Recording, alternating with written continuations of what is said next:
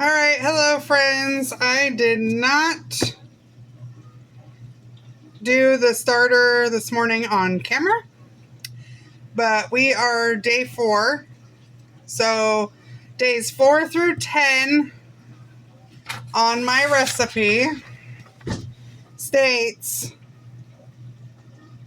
we're going to do the same feeding process we've been doing, but 2 times a day. So I did feed it this morning. We're going to feed it again right now.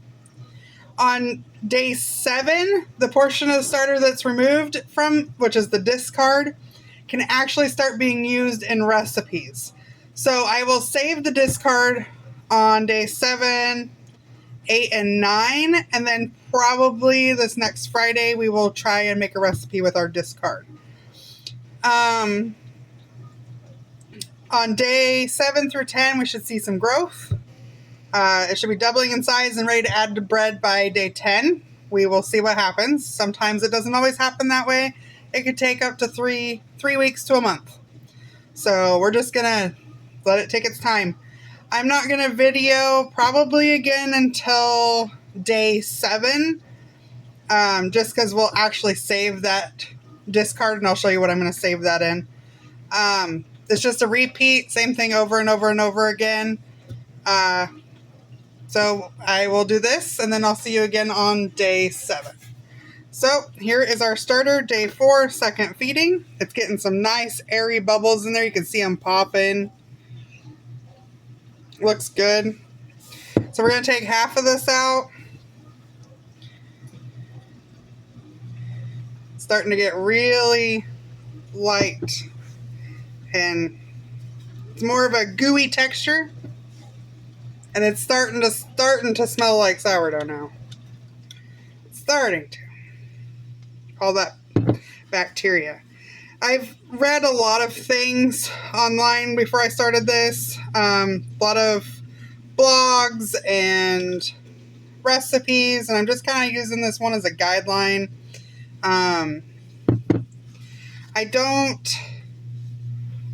There's a lot of controversy on cleaning your jars. A lot of people say don't clean your jars. Some people clean their jars every time. They'll pull it all out and only put half of it back, and then have a clean jar every day. I think once I get a good healthy starter, I will probably clean my jar.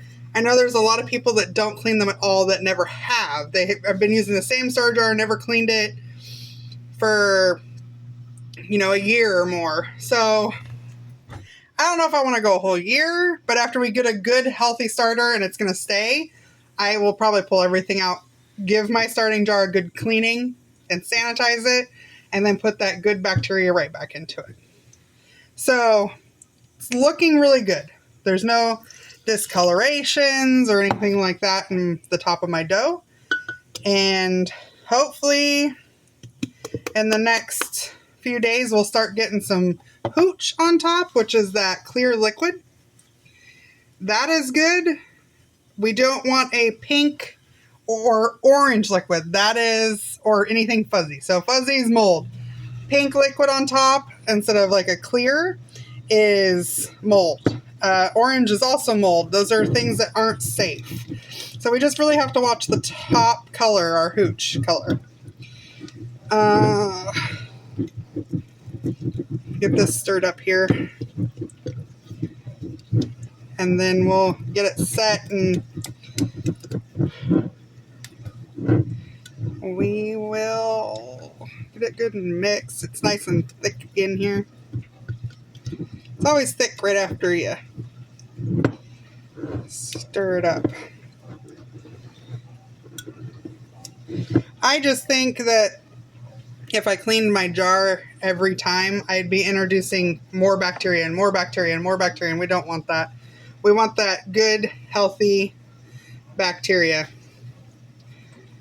This time it's not as stretchy, but it's more, the texture of it's kind of not as sticky. And I don't know exactly what we're looking for, but we will know it when it comes. So we'll get this cover back on. It really likes my counter in the kitchen, so I am not going to change where it's going to be. Not unless for some reason we get some super cold weather. It was quite warm in my kitchen today. I did a lot of baking today. So it probably was having a heyday in here. 76 my jar is right now, so it's a little on the warm side for it, but we will do. All right. So this is Friday night. So we're going to change that so it's Friday night. And then tomorrow we'll change it to Saturday in the morning sometime. And that's day 4. And if there's any questions, drop them in the comments. I'll try to answer them to the best of my ability. And we will see you back on day 7 when we can start saving our discard. So until then, have a great day, friends, and we'll see you soon. Like and subscribe.